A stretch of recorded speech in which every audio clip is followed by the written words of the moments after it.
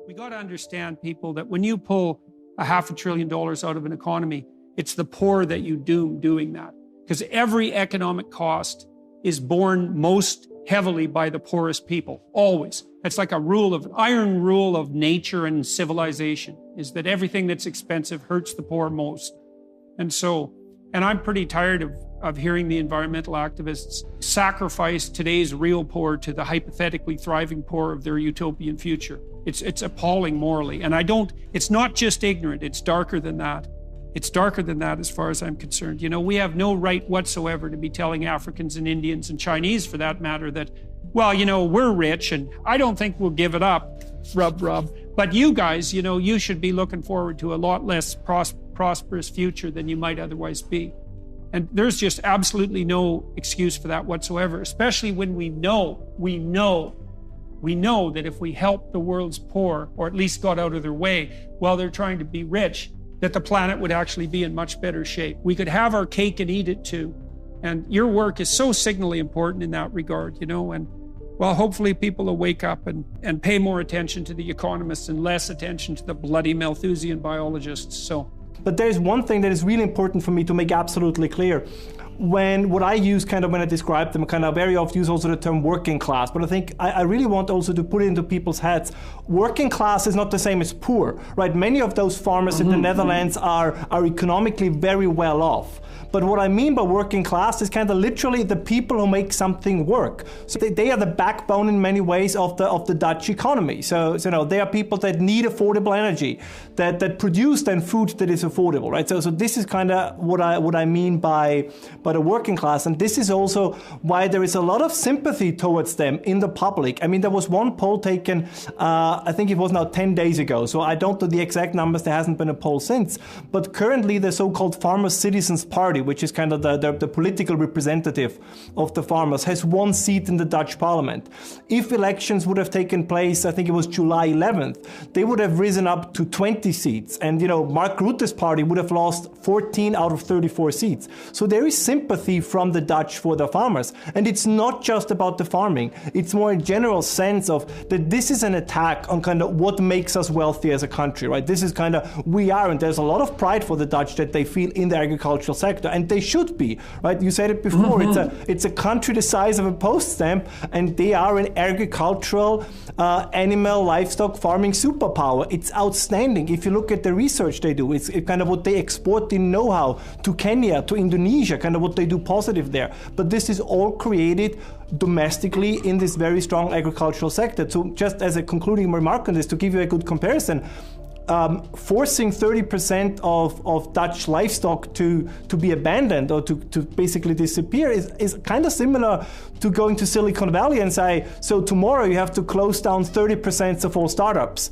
Well, Silicon Valley would still be there, but it probably would be significantly less innovative. And I said this before, this is really my big point is, if you start to hamper and to sabotage an industry that is extremely innovative, at some point they're going to stop innovating because they're going to say, first of all, they try to ingrain themselves as the political class to get exceptions so that they can continue farming. And they will tell, this is what some Dutch farmers told me, they tell their children not to take over, their farms. Well, this is the thing that we really should be aware of here in large part, is that I've watched major companies, corporations, and other enterprises collapse.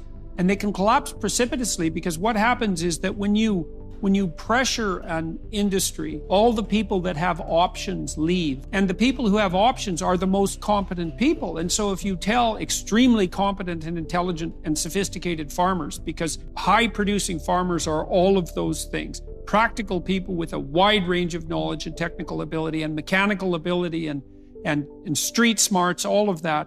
If you say, oh, we're going to make your lifestyle both uncomfortable and then fundamentally unviable, they're going to think, oh, well, guess what? I have better things to do with my time. See you later.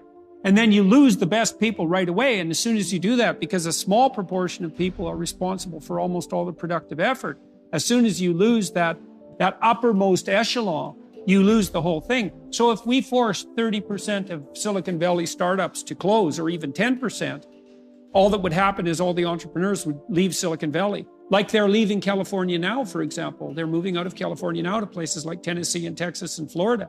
That happens extremely quickly. You cannot pressure competent people because they just tell you to screw off and go do something else. And it's a catastrophe. It's still going on. I mean, I looked at kind of the most, let's say, pessimistic or let's say anti-farmer news outlets, and even they admit that it has been 25 to 30,000 people, right? The protesters themselves say it's over 40,000, so I think the real number is going to be in between. But there is, again, something I think that's very important for the listeners and the viewers. We're talking about the Netherlands. The Netherlands are usually not a country with mass protest, right? This is ingrained in their political culture. They are very consensus-oriented political nation. This is why also they have many parties in parliament, so there's always a need for consensus. So for them to go onto the streets and, block streets, or the fishermen have blocked harbors, that's a huge thing for the Netherlands. So even if the numbers don't seem that impressive, the fact that it's happening really makes a difference. Yeah, well, this is worth stressing. I mean, in some ways, there isn't a more civilized country in the world than the Netherlands. And I'm saying that having spent quite a bit of time there and being a great admirer of the Netherlands. But we have to understand is that the Netherlands was taken back from the sea.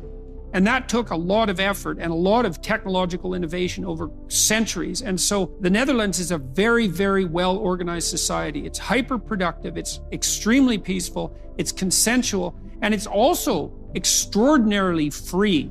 And that's a tremendous number of paradoxical things to get right. And then farmers are not only practical people who don't fly off the handle, but it's also very expensive for them to take their equipment, their heavy equipment, and not utilize it productively and put it on the streets. And for Dutch to be driven to the point of protest, and then for Dutch farmers specifically to be protesting, if you don't see this as a canary in a coal mine, then you're an idiot. You're willfully blind, fundamentally. Yeah, and there's more to it. I think this is the general conversation and reporting talks a lot about the nitrogen issue, right? Kind of the environmental part of it.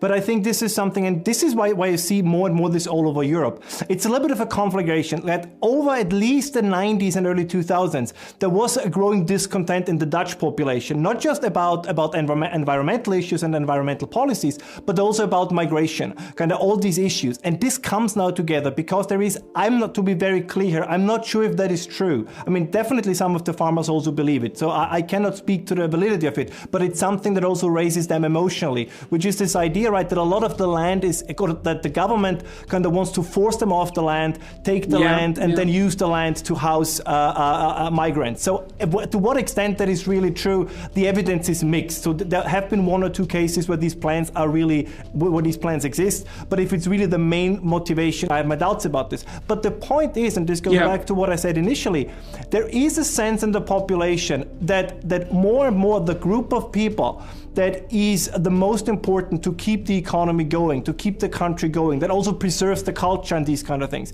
that they're constantly under attack and undermined by the political and particularly also by the cultural elite. And I think this is part of the story of that anger that should not be underestimated. So this is not purely because many of my critics said, oh, Ralph, this is just about nitrogen and that comes from the EU. Yes, that was kind of the straw that broke the camel's back, but there is more going on underneath. Well, what we could say in regard to that, and I would say this is a reasonable approach from a psychological perspective, is that when you start to use compulsion on people, so compulsion is the sign of bad policy. And so when you start to use compulsion, the judiciary compels the legislative branch, and then the legislative branch compels the farmers, forces them. Well, as soon as you use force on people, you undermine trust by definition, right? Because you don't need to use force on people where there's mutual consensus and trust. So use force, and then you elicit paranoid reactions.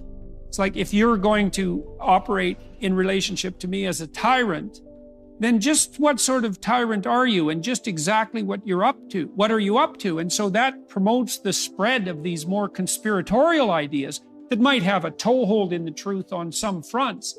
But it's part of a sign of a broader breakdown of communication and trust in society. And that's an absolute catastrophe, because you got to understand this. People have to understand this. A guy named Landis wrote a great book called The Wealth and Poverty of Nations about this very factor.